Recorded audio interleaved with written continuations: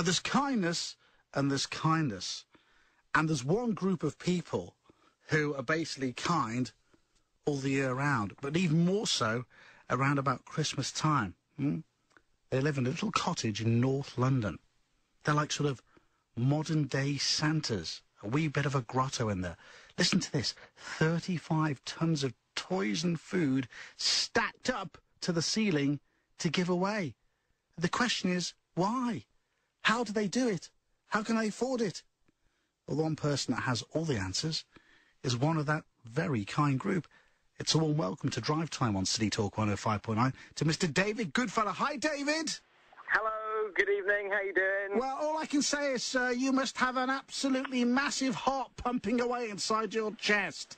Well, I hope it keeps pumping because I'm feeling completely exhausted at the moment, so it's working double time. It's been a very, very hectic day, but a really fun one at that. It's called the Kindness Offensive, which I love. What a great tag that is. The Kindness Offensive. What a great name for a team. And you've been doing it. Today's your big day, isn't it? Tell us all about it. Yeah, today's been our biggest event ever, actually. Wow. We've taken a double-decker bus, specially painted up, full of 70 volunteers, all dressed up in comedy hard hats and high-vis jackets with silly badges on them. Right. And we've been followed by an 18-wheeler articulated lorry. They call it an Arctic, and it's a mammoth thing, and a convoy of minivans. And what we've been doing is playing Santa Claus to large parts of London. We've been handing out Christmas hampers, which have been full of cake and licorice and jams and shortbreads and all kinds of goodies, as well as loads of different toys, board games, computer games. And then we've been handing out things that we've been calling the golden ticket items. And a few people who have been getting the hampers and some of the toys have had the opportunity to get some really top-end stuff. Well, tell us about them. Tell us about them. Okay, well, the golden... Obviously, you know where we get the idea. Absolutely.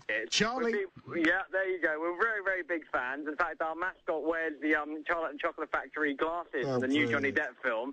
So we thought we'd have a go at doing some golden tickets of our own. So all the volunteers with us got handed out golden tickets at the beginning of the day. And when they saw someone they thought was particularly cool, they handed that golden ticket to them, and that person came to the bus and got the chance to trade it in for something that was a little bit above ordinary. And we've had things like electric guitars, remote-controlled airplanes, electric toothbrushes, shaving stuff. Philips has actually sent us a whole heap of stuff along with IWantOneOfThose.com. So we've had some amazing kind of extra, gadgety, nice, cool stuff. And we've really brightened the place up a little bit. And it's been really heartwarming to watch because we do this kind of, week in, week out. We try and do at least one or two things a week, but not on this scale. But it's been amazing because the team, we were kind of worried about how it was going to work and how people would take to it. But it's been amazing. Everyone we've met has been lit up like a Christmas tree, and all the volunteers have had an amazing time. I bet. Yeah, no, it's fun. In fact, as I speak, I'm watching the bus go off, and they're off to meet Boris. Unfortunately, I'm not going with them. I'm going with another group that's going to a hospital to drop off some stuff for some children. And the other group's going... I'm a bit jealous, actually, because I wanted to meet Boris. I think he's a funny guy, and I think it'd be really funny to see him swamped by all of us. But no, it's been a fantastic day, and it's been an amazing reception we've had everywhere, because I know it's a little bit off the wall what we do, but people have really warmed to it, and it's been a really, really, really fun day. We're talking to David Goodfellow. If anybody's just joined us now on City Talk 105.9, we're talking to one of the members of the Kindness Offensive. His name is David Goodfellow. He loves giving things away. Tell us, David, are all these things donated to you? Yeah, well, we call ourselves the Phone Whisperers, the group of guys I live with and my close friends, and it's kind of just a funny name that we've given to something which is actually quite mundane and boring. We sit down around the table and we call up companies and we ask if they might want to help us do the next part of an offensive, and we generally have some quite good success. The last thing we did, the last big project we did, we actually got 25 tons of food from a company called 25 tons! It was absolutely incredible, let me tell you. We didn't actually know what 25 tons of food was like until it turned up. And it flooded it had nowhere to move in the living room. All the bedrooms are full, the garden shed, and we had to stack it outside, nearly about a story high outside the front garden. David, where'd you find all the time to do all this? Well, we're very, very lucky in terms of we're freelancers, so we get to do a job, and then we earn reasonably decent wage doing it, and then we get to take some time off. Our time off is kindness offensive time, so we kind of gather around the telephones and grab our clipboards and see what we can cook up. I tell you what, matey, hats off to you. Give us the other names of the team. Okay, the core team, there's Callum Teach, there's Betty Crane, and James Hunter. Fantastic. And do you all live together? Three of us live together. I live with Benny and James, and Callum's an old friend of mine that I think I've known since I was 5 or 4 years old. We went to primary school together. And when did you come up with this idea? Came up with this idea, you have to check the exact date. We've got a Wikipedia entry, but it was... No, have you? I'm going to go in there now. You carry on talking, and I'm going to go in there. It's about a year ago, I think, maybe a little bit less, and we decided it was kind of like an egging each other on kind of thing, that if we could go out into a public place and stop people, because normally when you get stopped in public places, people want to sell you something or want you to come and join their group. So we wondered what it would be like if we inverted that, and we stopped people and tried to help them. So we went out, we kind of offered our services as phone whisperers and said, hey, what can we do to help you? And that was the birth of the Kindness Offensive. And on that day, there was some pretty cool stuff, actually. We found one father who wanted us to put on a birthday party for his daughter, and we ended up taking his daughter and 9 friends to train with and see Moscow State Circus, which was an amazing day. We actually got to go along with that as well, so that was amazing. One kid got a red electric guitar, which was a really, really funny thing to see him light up.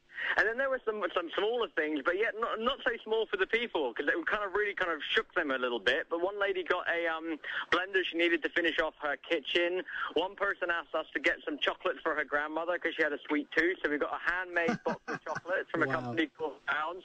The list went on, and suddenly we realized that, hey, A, we could do this, and B, it was really, really good fun. It was really, it was more fun than watching movies. It was more fun than anything else we'd come. It must make you feel, I'll tell you what, David, it must make you feel really good inside though, doesn't it?